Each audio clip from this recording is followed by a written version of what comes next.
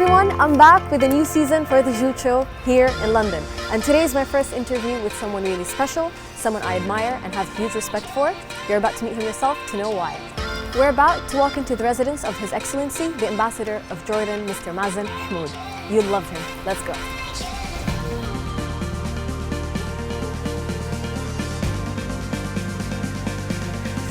Hello everyone and welcome to my very first red carpet experience.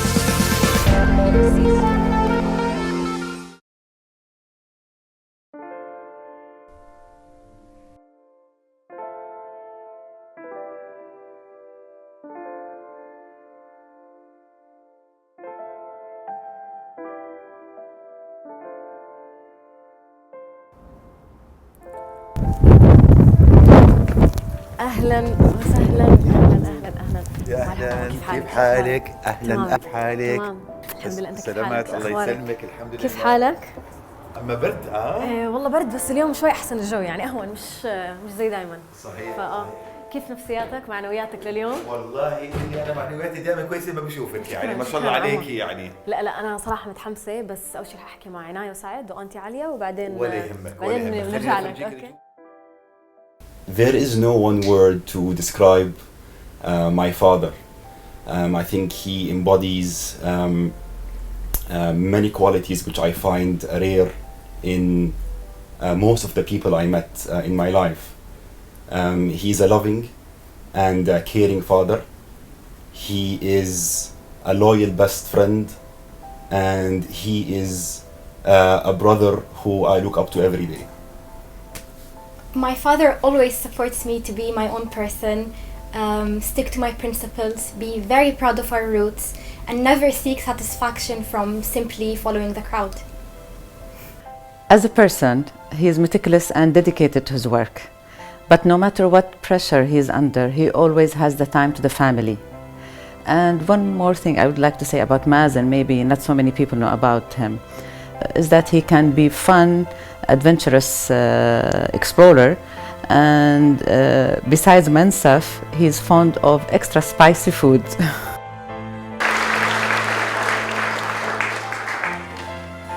Foreign Secretary, Your Highness, Ministers, my Lords, Members of Parliament, Your Excellencies, distinguished guests. It is a special pleasure to welcome you all. Thank you for joining the Jordanian community today. Hello, Your Excellency, Mr. Mazen Homoud. Thank you very much for letting us into your house and giving me the time to do this interview here in your personal space with your family and your own environment. So thank you very much. You're very welcome actually, and then just remember you're always welcome here because this Thank is you. I live here but this is the Jordan house and all Jordanians are welcome here. Thank you. And this beautiful Saturday morning. Thank you. We've had a chance before speaking to you right now to get a few words from your family, your children and your wife. And they've said beautiful things about you, really interesting things about you.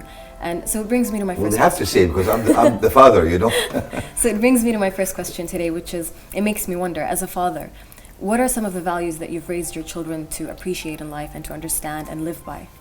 You know, these are one of those questions that are so difficult to answer because there's no one set of values, I guess. I mean, when you talk about values, there isn't one thing that one can think of. So, you know, if it comes about the future, about education, about work, I think that the most important value that I try to instill inside an Inaya is basically it is hard work, whether it's academic and hard work when they're working today, preparing for the future.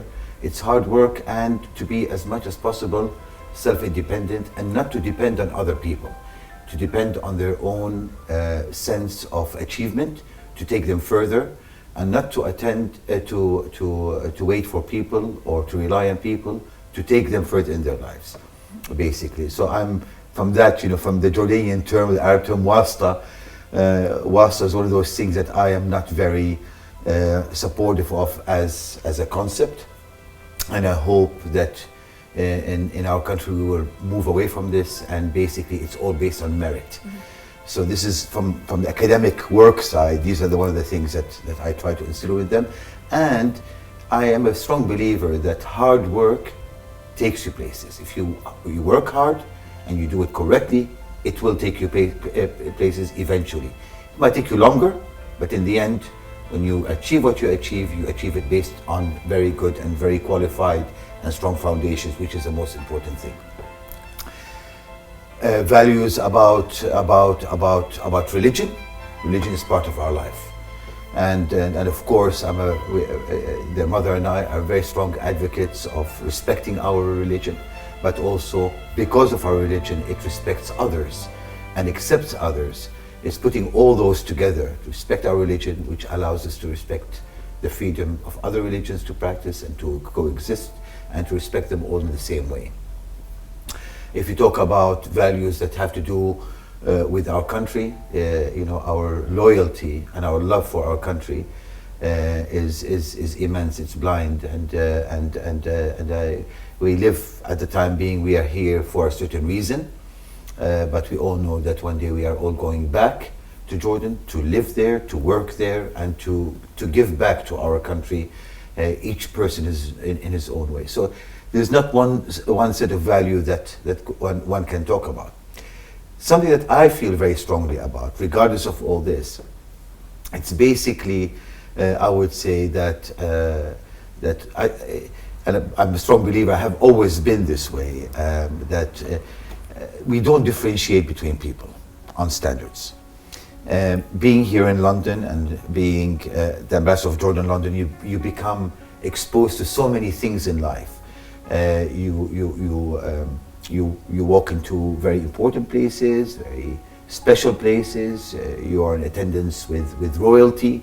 But the most important value that I have, and that I try to always remind my children, that one can be with royalty and you could be with the simplest person in the world, and you have to be the same all the time.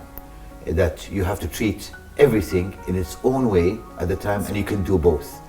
And I think that in life, probably, this is, if there's anything that I took away in life, it is this trait, and which I feel that it has always supported me, being wherever I am. I could be here in London doing this job, or I could be anywhere in the world doing similar, and I'll be happy in both. I appreciate your answer. I mean, you've pretty much covered half of the questions, so that's really good with your answer. But so you've been here in London now for what, 5 years, has it been? Just over, yes. Almost 5 years. And what has the adjusting process been like? I mean, I must admit your house is so British from the outside and it's beautiful, but once you walk in, there's a Jordanian homey style. I mean, the artwork, the couches, the atmosphere. And I was wondering, what has the adjusting period been like for you, like being here? The adjusting period, for me personally, has not been a very long one, for a very simple reason, is that I went to boarding school here as a young boy. Okay, well, I didn't know. So I was in Britain for 4 years, and I left in 1980 to go to America. So Britain is not new to me. Being in London is new because my boarding school was outside London, and it was so strict that we weren't allowed actually to come anywhere close by. In two places. I went and did my O-levels in Dover College, and I did a year of A-levels in the Isle of Wight, the Bembridge Isle of Wight. They were experiences enough for me that when I left, I didn't come back again until being back as an ambassador. But it was. I had that background. But the adjusting period, of course, I must always come and say that my wife Alia, who you've already met. She has done a wonderful job and she always does, in basically transforming our home in Amman. I don't call this home, I call it a house. Home is Amman, but transforming home and the style that we have in Amman to this house here in London, to make it as much as possible close for the family, and also for our guests when they want to come. They want to see something Jordanian. So if they walk in here, they will get that atmosphere just like you did. I'm very happy that you sense that. Thank you. Yeah, your wife, I must admit, she's such a nice person. You can tell, she brings this sense to the family. So I wonder, do you cook? Do you do anything? I don't. But having been in boarding school and then in university alone, I've learned how to cook. And there has been a few times here that I've done something. If you miss Jordanian food, do you do any of it here? Personally, we have. Yes, of course we have. We have a well-established tradition in the house of Jordanian food. I think you can get one of the best mensas. Yes. I must probably better than when you get it in Amman. I've tried it, and very good. Very good. So we do. I can't take credit for cooking any of this, but I mean, we do have it, You of keep course. the atmosphere. Of course Yes, we do, yes, of you course do. we do. I was wondering, is being an ambassador something that you've always wanted to be ever since you were a young boy, or did you have any other different ambitions? That's a very interesting question. You're always asking the right questions. Actually, the quick answer to your question is basically I never had any plans, and I learned very early on not to have many plans, because usually, and I think it was Bernard Shaw who said that that the plans that we make are the ones that never work out. And we could plan everything, tend to change them eventually. and I learned earlier on not to have big plans. You can never come and say, I want to be an ambassador, or I want to be this or that or another. There's one thing that you can do, and this is going back to our beginning values, is you do your best. And you work very hard, and then things happen. Somehow they happen. If you're honest, if you're straight, and you work hard, you have targets in your life, okay? Somehow things work out. And we shouldn't sometimes cling on certain plans or certain targets, because sometimes these things, which is very natural, they're moved, they're not there anymore, things change. And if you depend on them too much and you don't know how to basically deal with it, it takes you to a beginning that from which a person cannot start from. The quick answer to your question is no. I never planned to be an ambassador, and I never planned to be an ambassador in the United Kingdom. And the story of me ending up here was something of mere coincidence, but it's something that even enforced the value that I believe, when looking back, I can say that it was a very fruitful career, a very hard-working career, a lot of giving, which I'm very proud of doing, and things somehow worked out. Somebody one day thought of me and said, this is somebody maybe we should be thinking about of going to the UK, and you know, shortlists, things of that sort. So not planned. Okay, so while being in the UK now and having this role as an ambassador, I'm pretty sure you get to meet a lot of people, politicians, foreigners, different people, and you get to be asked a lot about Jordan. And I was wondering, what are some of the most common questions? They might be stereotypes, things that they ask you, like about the Middle East or the Arabs or, you know, the culture, the people. Are there any common questions that you're normally asked? Well, common questions asked, but they come in different periods. Okay, like for instance, physical periods? Or? Physical periods. Like for instance, when I first arrived here in the UK in 2011, the big story was what was called and termed the Arab Spring. Yeah. And people were always asking me and looking at me because the world around us, unfortunately, was and still is in great turmoil. And they would look at me and ask me questions. How come Jordan? And you have to be very tactful, because you want to answer the question and you're very confident of the answer, but you want to make sure that you're not also hurting the people around you and the countries around you. But that's one of the questions, but the answer was always very obvious. And soon after, people, even then the people who know Jordan very well, of course, they knew the reasons, and others with time, they knew that we have very, very strong foundations, our monarchy, especially the king, government, their targets, that there are people there who actually, they do work hard. Somebody puts up their sleeves and sitting down and making plans that worked for us. So there was a period when I was asked these questions politically. You get other kinds of questions about, you know, people love Jordan, by the way. Yeah. And the British are very good travelers, and everywhere I go, people who travel to Jordan, and they know that I'm a Jordanian, they would come up to me and say, you know, we've been to Petra, we've been to Amman, a grandfather who had worked there, a father who worked there, a father who had established a company in Jordan at one point or the other. They've met our royal family, so they're very knowledgeable of our country, and they love it and they think it's beautiful. So I always get these kinds of remarks. On this same point, I'd like to get your advice on something, and I would want all of our audiences, be it, you know, youthful people, older people. I have a question. Personally, coming from my own experience, living here in the UK for the last 5 years as a student, you get to meet different peoples, you know, foreigners, internationals, like I said, and they get to ask you a lot about Jordan or the Middle East. in a lot of cases, sometimes we're asked either racist questions or offensive or sometimes stereotypical questions. Some people know how to deal with them, some people don't. And some people would rather not even mingle or relate to or socialize with international people. And so my question is, what is your advice to anyone who goes through a situation like that, where, someone's being racist or offensive? Is there a way where you can approach the situation and so like I said, some people might find it like, oh no, I would rather not discuss it, or like they can just walk away. Do you think there's a way where you can deal with these situations more like not politically but like neutrally, or controlling a situation in a certain way? Sure. First of all, there's no easy answer to that question, but first of all, let me say to you, offensiveness and racism is in every society. So I just want to say that, people face it here and people face it in Jordan, and even people in Jordan face it from everywhere. Yeah. So this is something that's normal. We face it in our daily lives wherever we live, whether we are in this country or we are at the back home, or whether we are traveling on a trip abroad. And there's really no basic. These are people's, there are inhibitions in people. They're the way that they have been brought up. They are affected by what they hear in the media, in the news. So one has to be basically, I think, careful in the approach. And if one feels comfortable in going to a conversation, that person should go into a conversation.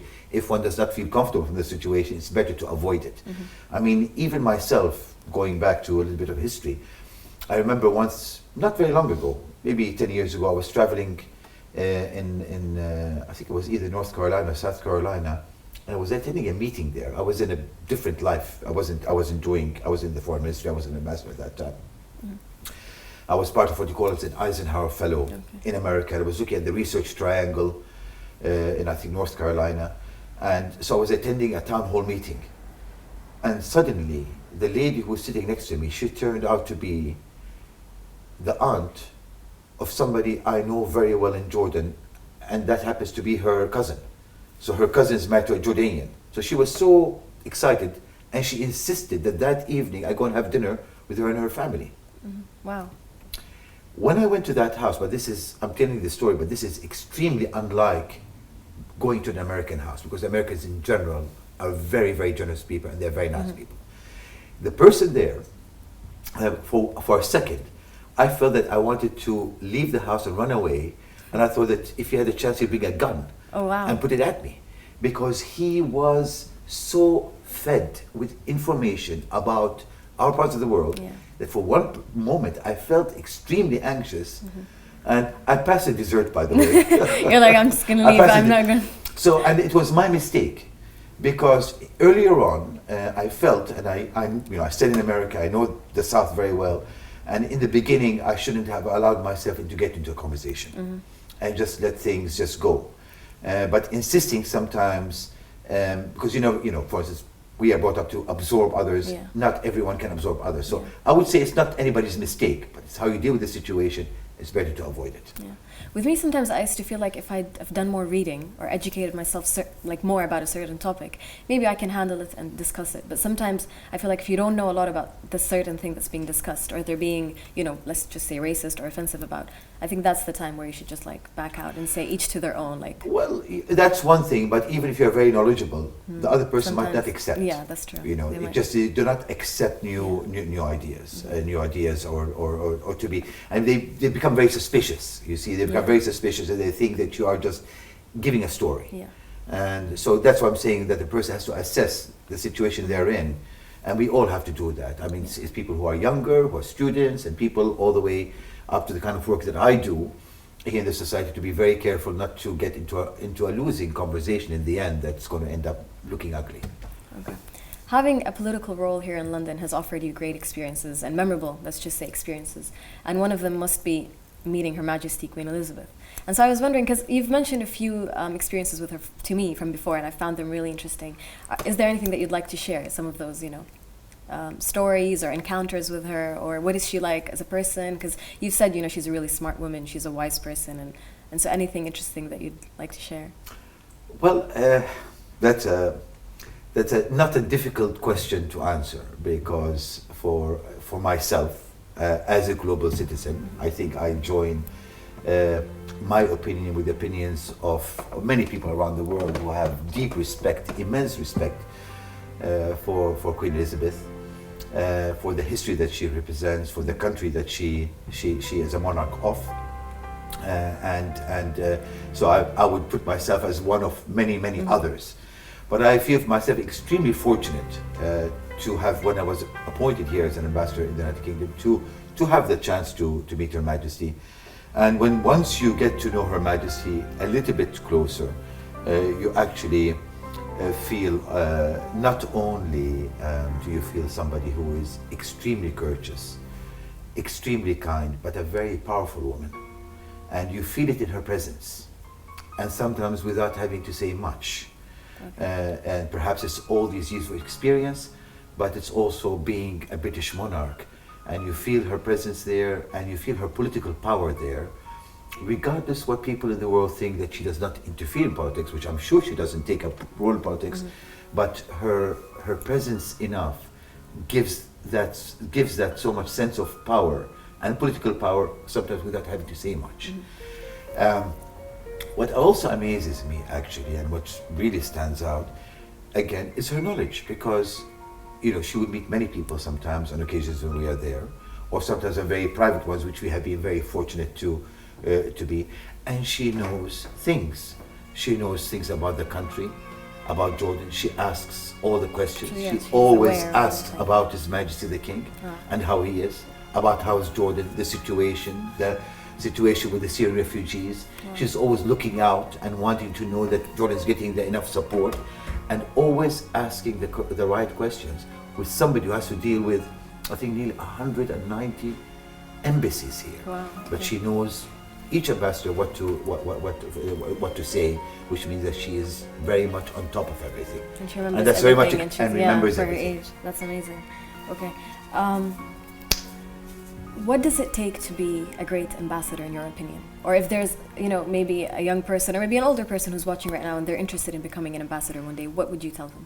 Well, first of all, I want to use this as an occasion to whoever from Jordanians who are studying here in the UK, or they are studying in Jordan, or anywhere in the world. I would like to put our Ministry of Foreign Affairs in Jordan on top of the agenda, on top of the choices where they can work. Because once you start working at the Foreign Ministry, becoming a diplomat, it's a matter of years, if you're doing the right thing, until you become promoted to become an ambassador. It's a great career for somebody who starts in the beginning and goes all the way to becoming an ambassador. So I hope they would always consider the Foreign Ministry as a career choice. There's no really answer to your question, how do you become a good ambassador? You don't know. We go back to values. There's no manual. There's really no manual that you open up and you say, in this situation, what do you do in that situation? Because every day there's a new challenge. Every day there's something new that you have to deal with. You use your senses, you use your background, you have to be extremely cultured in your culture. Because whatever you do, it has to portray, you have to think, in this situation, what would a Jordanian do? What would the culture think is the right thing to do? What would the government want me to do? What would His Majesty want me to do, if he was in this situation? What would he say? Would he accept this occasion? Would he not accept it? What would be the meaning of it? So you have to know, basically, because you represent.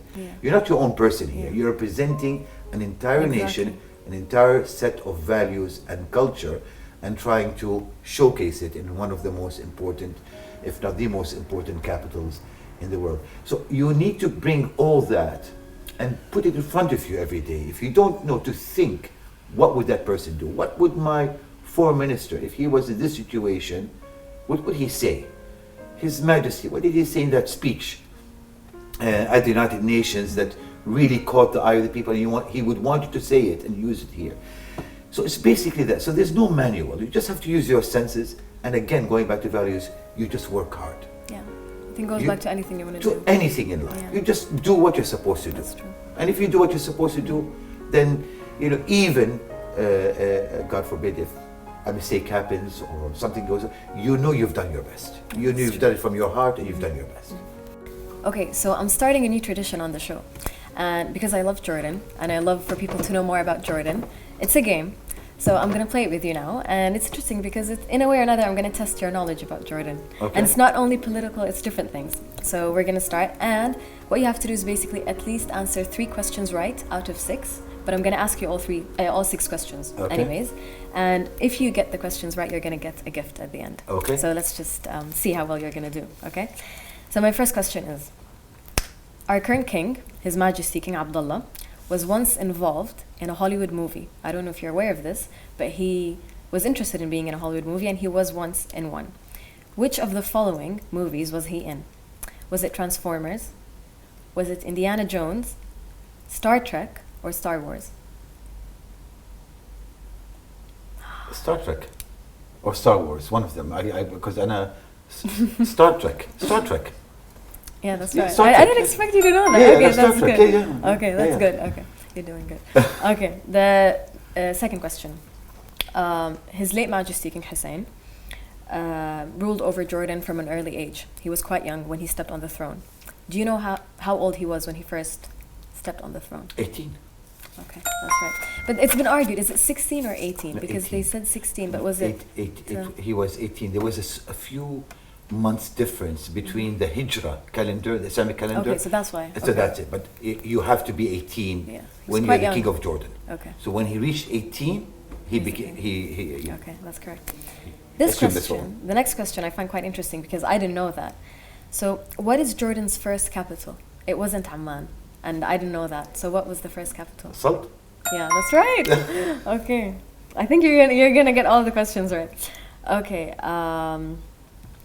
Okay. So, as a lot of people might know, they might not know, Petra is one of the seven wonders of the world, and we're lucky to have that in Jordan. But as for the treasury, which is in Petra, that people love to come and visit, who built the treasury or who built Petra? Was it the Romans, the Nabateans, or the Pharaohs? Nabateans. Okay, a lot of people might not know that, but yeah, for all of our foreigners, it's good for them to know that. Okay, the Jordanian flag, which I'm gonna show a picture of, symbolizes a lot of things. You know, the colors have different symbols, and the star on the flag also symbolizes different things. And as you're aware, the star has 7 edges. It symbolizes different things. One of them is like the unity of Arabs and different things. But one of the most recent things that people talk about is the fact that the star represents the 7 hills that Amman is based on. So this is quite tricky. I want to know if you can name the 7 hills that are in Amman. Well, first of all, the star doesn't relate to the hills, but I would name it the hills. But don't they say that it's the 7 because it has 7 edges? It has to do with the 7. Well, hills not really. I think that's why I think it's a new thing. It's well, people, you know, they that the flags are made based on, because it cannot be made on a city. Why is it going to be to do with Amman, not about Irbil or not about Karak, for instance, or somewhere else? Okay. But then let's see if you know the 7 hills. The 7 hills. I mean, you have Jabal Amman. Okay. Okay. You have Jabal al-Taj. Okay. You have Jabal al-Waybdi. You have Jabal al-Nadif. Okay. You have Jabal Nazal. Okay. You have Jabal Hussein. And I don't want to say Shmesani because I think Shmesani is not part of the Jabal, but I think these are the ones I can think of right now. But these are the ones I can think of. I'm going to let you pass because you answered a lot of Jabal al-Taj. But then, That's it, 7. definitely, yes. You did mention the 7 ones. They're right. The ones that I found, some of them, I don't know if they're named differently or like they're mentioned differently. But you got those right. So the ones that I have are Al-Akhdar, Al-Nasr, Al-Nuzha, Al-Jofe, Al-Taj, Al-Nadif, and Al-Qusur, which is where... Okay. But you got them right. So I would go with what you said. Okay. For a very simple reason, that because that's the original part of Amman. that's what I was thinking. I think it's the original The original way part of Amman. You're absolutely correct. I got, I think, 3 out of the 7. Yeah. Jabal Amman is a more modern, more newer. Side of Yes. Yeah. Okay. The last question is, several major Hollywood movies were filmed in Jordan. We're lucky for that to happen, and especially in Wadi Rum, our beautiful desert. Which of the following was not filmed in Jordan? So there's the Martian movie, Indiana Jones, Need for Speed, and Lawrence of Arabia. Need for Speed. Yeah, that's right. I was trying to think of a different movie, and then I don't know why, for some reason, I couldn't come with a smarter option. Okay, you did get the answers right. And for that, I'm going to give you a gift. Oh, but wow. It's a really special gift. Okay. Can And I hardly want wait. everyone also to get one for themselves as well. Okay. Which is, have you heard of this story, the sandwich swap? No. Okay, this is amazing. Okay, I want everyone to know about the story as well. This story is written by Her Majesty Queen Rania, our current queen. Okay. So this is a really interesting story because it has to do a lot with what you do and what the aim of this show is. Okay. Basically, we love the idea of introducing our culture to the world, Okay. and breaking stereotypes and building bridges instead of breaking bridges. And so the idea of the story is really interesting. It has to do with Her Majesty from an early young age. It's her own experience. When she was in school, she had an American friend. And when they used to have lunch together, Her Majesty used to have a hummus sandwich, and her friend used to have a peanut butter and jelly sandwich. And they used to look at each other thinking, what is she eating? What is this? And it was one of these things that would repel them from each other. But then by sharing the sandwiches together and getting to know each other better, they introduced their cultures to each other. And I think that's such a beautiful way to teach all of our young children and our youth and our youthful generations, and as well as the older people, because it's a beautiful way to show them how if you reach out to people from different nationalities and countries and backgrounds and tell them more about us and what our people are like, maybe they'll understand us differently, and we'll learn to accept each other differently. So this story is for you. Well, thank you very much. It's a children's book, but it's quite interesting. Of course. It's a really nice, interesting story. Definitely. I mean, all of us, And- believe me, we all, every once in a while, we go back to our childhood, yes. books, And I think it's But interesting. you just said that, actually, I remember a few years ago, when you said that, I mean, I didn't have the book, Yeah, but but I when it remember came out- I read about the book being launched, but I never had a in, copy of it. in Yes. 2010. And I think Just like, before I came to London, yeah. that's right. And like That's you right. said, But I'm very it's- grateful. Thank It's you one of so these much. things where children understand things more innocently and in simpler terms. And maybe grown-ups need to read it to understand how simple it is, that all we have to do is just reach out to people, tell them more about us, just have that confidence to do that, and then in return we get to introduce everyone to Absolutely. who we Absolutely. actually are. Absolutely. So yeah. But I'm very grateful. No, I thank you so I'm much for this glad. lovely No, you're book. welcome. I Really. actually thought of it as a No, really nice really, thing. So really, very thank you. nice, very nice. And perhaps you've just given me an idea now of gift ideas Yeah, where I isn't can it give really out nice? to some people. I was you thinking know? about that. I was like, I'm just going to Yeah, buy a that's very- stack and end up giving people. Yeah, no, that's very It's nice. really Well, nice. thank you. Thank you so much. Thank you very much for your time. I really appreciate that you actually took the time to do this with us today. Like, it means a lot. And another tradition on the show, what I like to maintain as well, is we all sign the Jordanian flag. Anyone I interview, I love for them to sign the Jordanian flag. So if you don't mind, that I'll give you the flag later on and you can sign it for us. With the greatest of pleasures. And I would like to thank you for coming to visit. You're welcome. As I said, I call it the house, not the home. The house. The house, Today, not the so I home. call it number 33 for coming today, and with this Thank you. distinguished crew, Jordanian crew that have come The from best. far away to come and support on this interview. And I wish you all the best in your career. Thank you very much. Thank you. You're very Thank welcome. You very much. Thank you. Thank you, guys.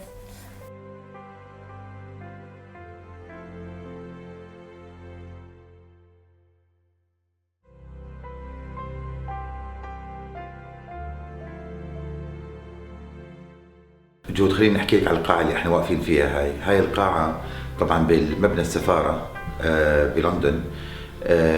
المبنى هاي والمبنيين اللي جنبين الملحقية العسكرية إنها من سنة 46، يعني من سنة الاستقلال، صار لهم معنا من 70 سنة.